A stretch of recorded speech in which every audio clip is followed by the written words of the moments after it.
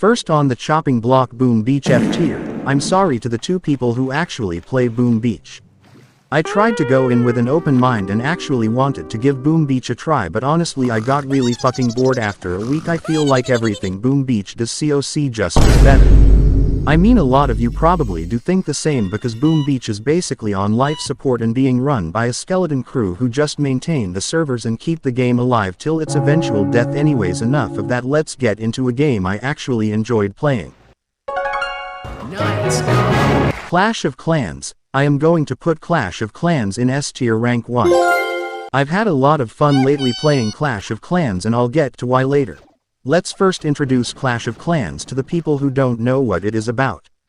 Clash of Clans is a base building strategy game where you upgrade your base and attack others to gain loot and trophies, and then upgrade your base again so you then get more loot, so you can upgrade your base again so you can get more loot.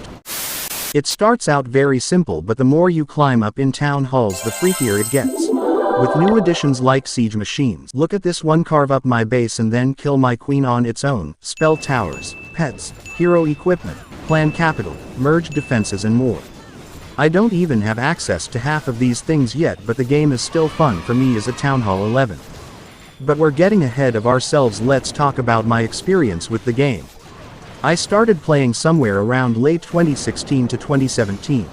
Look at the anniversary cake. Got bored of the game a year later, kept playing it on and off for a few years but never got back in seriously. So the amount of new additions even I as a lower town hall got to play with was insane. Honestly, I could just make an entire video about this, but let me just talk about my best experience with this game and why I think it deserves the S tier. It was my first time being in a semi-serious clan and participating in Clan War League. Clan War League is a once-in-a-month event where your clan fights against 7 other clans back-to-back to see who's better. At the end you get league medals depending on how your clan did, and you can spend them on magic items which help with progression, or you can buy a sick cosmetics and flex on the filthy casuals. Anyways, while I was in CWL I upgraded my Town Hall 10 to 11, got the 5-day boost, started trophy pushing and reached Master 2. Was doing my clan capital raids, builder base attacks, and it was honestly really fun. I could easily spend the entire day on Clash of Clans, but the thing is, after such an exciting time, Clash of Clans gives you some downtime to relax and just upgrade your heroes to prepare for the next CWL, or you could just not do that and start trophy pushing while everybody else is preparing for CWL, or just play casually and not even care about clan events. Or just main builder base if you're a psychopath. The point I'm trying to make here is COC gives you a lot of freedom, and I personally have never felt punished for being lower town hall level or playing one way rather than the other. Another great example of this is attack strategies you can use. High skill strategies like the Queen Charge Hybrid, or just spam Electro Dragons. Focus on air over ground upgrades. Participate in clan wars, or just farm with sneaky goblins. Push trophies for higher bonuses, or make up for that in some other way. Spend your raid medals on resources, or maybe save them for emergency clan castle reinforcements. The point I'm trying to make here is that Clash of Clans offers you a lot of freedom and control in just about every part of gameplay, which I appreciate very much. Sometimes I do feel like being a sweat, or sometimes doing the bare minimum. Either way, I'm never discouraged to do what I want or forced to do something by the game, and for this reason I believe Clash of Clans has earned its #1 spot. If you're still not convinced, look at this Daft Punk reference in the laboratory's description. That don't kill me. What's going on here? No time to explain! Actually, Shelly, we have plenty of time to explain. I will put Brawl Stars in A tier. Brawl Stars is Supercell's latest globally released game. It's a fast-paced 3 vs 3 MOBA tactical shooter with a battle royale game mode, and now they've also added 5 vs 5 game modes. Basically you can run around and shoot people. And this was enough for me to download this game back in 2018, and I played till 2021, where I eventually got bored and left the game. Now we're going to try it again in 2024. Before that, let me quickly tell you how a brawler works. You have 2 attacks, a main attack which depending on the brawler you can use 3 times, 4 times, 1 time, or whatever this means before you need to reload your ammo. Your second attack is called a super, which you charge by hitting your main attack on enemy brawlers or fucking automatically. Then you have your gadget, which you can use limited times in a match, but it doesn't need to be charged up before using.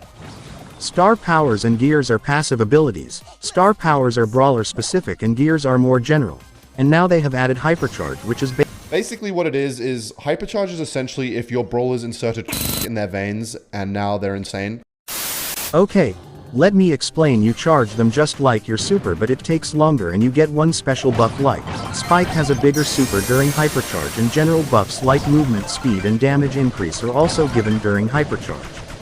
You can also increase the duration of a hypercharge by dealing damage to enemy brawlers, and you can use multiple supers during hypercharge, allowing for some crazy plays. And here's my experience with the game. I've noticed the game has gotten a lot easier to progress in, and you have a lot of freedom in choosing exactly what you want on each brawler and which brawlers you want to unlock, which is amazing. But I don't like how much better power 11 brawlers are against my power 9s. Like, I've genuinely struggled to kill a power 11 Dynamite, and Dynamite is supposed to have low HP. Well, anyways, dat tangent aside.